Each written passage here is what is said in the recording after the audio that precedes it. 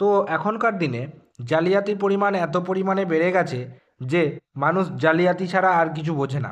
এখন কিন্তু আপনারা যে 500 টাকার নোটটি ব্যবহার করেন, যে 500 টাকার নোট এখন বেশি প্রচলিত, সেই 500 টাকার নোটও কিন্তু খুব পরিমাণে জাল নোট বের হচ্ছে। তো আজকের এই ভিডিওতে আমরা আলোচনা করব কিভাবে আপনার 500 টাকার নোটটি আপনারা চিনতে পারবেন। আরবিআই কী বার্তা দিয়েছে এই নিয়ে, তার জন্য একটা প্রতিবেদন আমরা আপনাদের সামনে পড়ব। সেটা অবশ্যই কিন্তু শেষ পর্যন্ত দেখুন এবং শুনুন, কারণ এখানে কিন্তু 500 টাকারও জাল নোট বেরিয়ে গেছে। তো কিভাবে আপনারা আসল নোটটি চিনে নেবেন বা কিভাবে আপনারা জাল নোট এটা বুঝতে পারবেন, সব কিছু আজকের এই ভিডিওতে আলোচনা করব।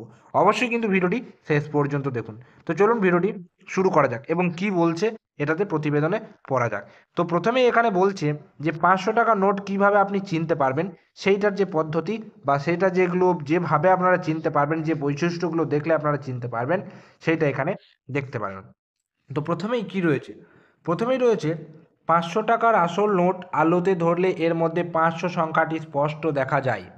অর্থাৎ কোনো টাকা আমরা জাল না নকল, অর্থাৎ জাল না আসল, সেটা বোঝার জন্য অবশ্যই আপনাকে কিন্তু 500 টাকার নোটটি আলোতে ধরতে হবে বা একটু ভালো পরিষ্কার আলোতে ধরলে সেখানে বুঝতে পারবেন এবং 500 টাকার সংখ্যাটি স্পষ্ট দেখতে পাবেন।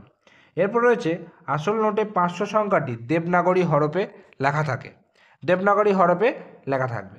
এরপর রয়েছে নোটের ঠিক মাঝখানে মহাত্মা গান্ধীর ছবি স্পষ্ট থাকে, যা আসল নোটের অন্যতম প্রধান বৈশিষ্ট্য। অর্থাৎ আসল নোটের বৈশিষ্ট্যগুলো কিন্তু একটু ভালো করে মাথার মধ্যে ঢুকিয়ে নেবেন এবং যখনই আপনারা 500 টাকার লেনদেন করবেন সেই নোটগুলো কিন্তু ভালো করে চেক করে নেবেন, কারণ এখন কিন্তু 500 টাকার জাল নোটে ভরে যাচ্ছে, এমনটাই কিন্তু খবর হয়তো আপনারা চারিদিকে শুনতে পাবেন।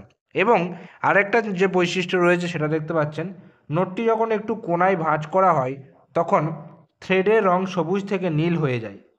ডান দিকে গভর্নরের স্বাক্ষর থাকে এবং আরবিআইয়ের লোগো থাকে, যা আসল নোটের চিহ্ন।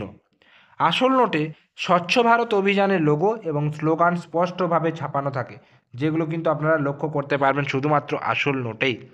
নোটের পিছনে লালকেল্লা এবং তার আশেপাশে ভারতীয় জাতীয় পতাকার ছবি দেওয়া থাকে এবং নোটের সামনের দিকে ভারত এবং ইন্ডিয়া লেখা থাকে।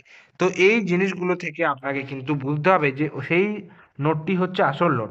এবার জাল নোট থেকে কিভাবে আপনি সতর্ক হবেন সেটা আপনাকে বুঝে নিতে হবে। যদি কাউকে আপনার মনে হয় যে সন্দেহজনক নোট পেতে দেখেন বা আপনার কাছে যদি কোনো সন্দেহজনক নোট থাকে, তাহলে সেটি পরীক্ষা করার জন্য আপনাকে যে উপরের বৈশিষ্ট্যগুলো যেটা বললাম আপনাকে এখনই একটু আগেই, যে যেগুলো দেখালাম এই যে এখানে, তো এইগুলোকে আপনাকে মেলাতে হবে।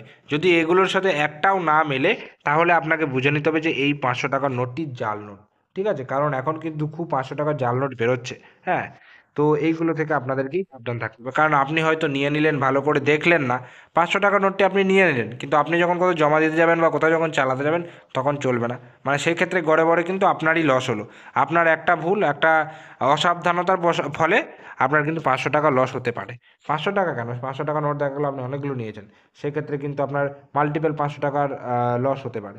তো অতএব আপনার যেহেতু টাকা, তাই আপনাকে ভালো করে দেখে নিতে হবে। এটাই ছিল ছোট্ট একটা আপডেট। যদি আপনাদের ভিডিওটি ভালো লেগে থাকে একটা লাইক করবেন, চ্যানেলে যদি নতুন থাকেন চ্যানেলটিকে সাবস্ক্রাইব করে পাশে যে বেল নোটিফিকেশন সেটা অলে সেট করে রাখবেন। তো দেখা হচ্ছে পরের কোনো ভিডিওতে, ততক্ষণ পর্যন্ত প্রত্যেকে সুস্থ থাকবেন, ভালো থাকবেন। তো টাটা এবং ধন্যবাদ সকলকে।